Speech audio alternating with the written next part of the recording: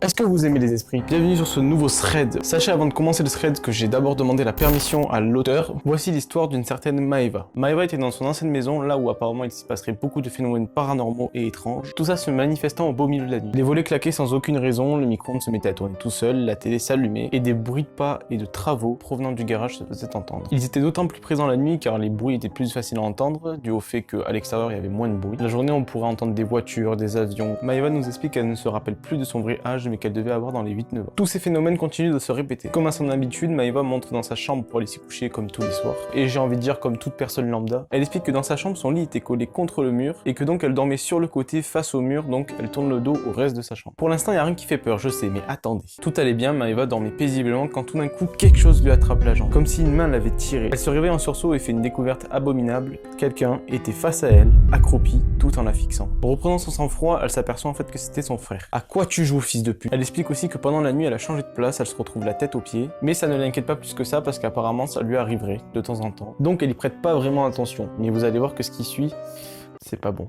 Son frère lui parle, mais elle ne comprend pas. Naturellement, elle lui dit de répéter ce qu'il a dit. Pareil, elle comprend pas. Tout ça dure bien longtemps jusqu'à qu'elle se rend compte qu'en fait, Maeva ne s'est pas retournée. Elle n'a pas changé de place dans le lit, elle est toujours dans la même position dans laquelle elle s'est endormie. Elle n'a pas bougé toute la nuit, donc elle est bien face au mur. Elle ne voit pas son frère n'est pas dans la pièce. Elle réalise alors qu'en fait, ce qu'elle voyait, c'était ancré dans le mur. Au moment où elle réalise cela, le visage de son frère commence à disparaître. Il y a un chat qui est passé, je me suis chié dessus. Le visage de son frère commence à disparaître. Et au moment où il disparaît, elle décrit ressentir comme un froid, comme si un esprit l'a traversé dans son corps. Le rythme cardiaque de Maeva commence à s'accélérer. Des bruits de pas commencent à se faire entendre doucement, puis ça se rapproche.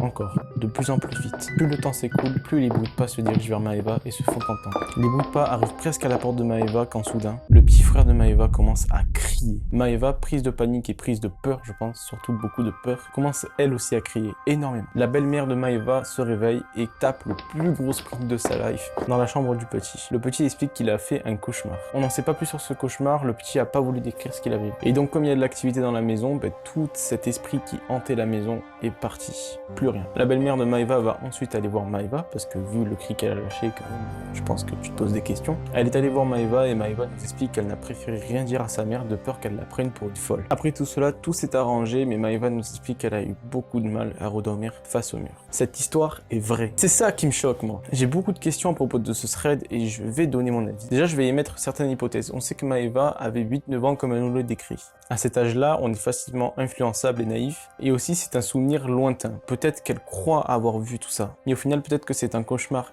tellement réaliste qu'elle y a cru. Mais alors pourquoi est-ce que le petit frère de Maeva aurait crié? Est-ce que lui aussi aurait fait ce cauchemar ou aurait cru faire un cauchemar? Peut-être qu'il a vraiment pas fait de cauchemar et peut-être qu'il entendait tout comme Maeva. Est-ce que lui aussi aurait vu ces événements? Est-ce que lui aussi il aurait entendu les bruits de pas? Et la sensation de toucher, on en parle? Pourquoi quelqu'un lui a tiré la jambe alors que c'était censé venir du mur? Voilà, j'ai plein de questions comme ça encore. Je vous laisse faire votre avis. Encore une fois, je le répète, n'hésitez pas à poser des questions si vous en avez, il n'y a pas de souci, j'y répondrai. Likez, commentez et abonnez-vous s'il vous plaît, ça me ferait plaisir. Je pense que la véritable question qu'on doit se poser, c'est est-ce que c'était un esprit? Est-ce que c'était quelqu'un qui était dans la maison et qui s'est barré? Et c'est ça qui me tue, c'est qu'on sait toujours pas en fait. On sait pas ce que c'était. Pour conclure, je vais dire, est-ce que tout ça était vrai? Et si ça l'est, qu'est-ce que c'était?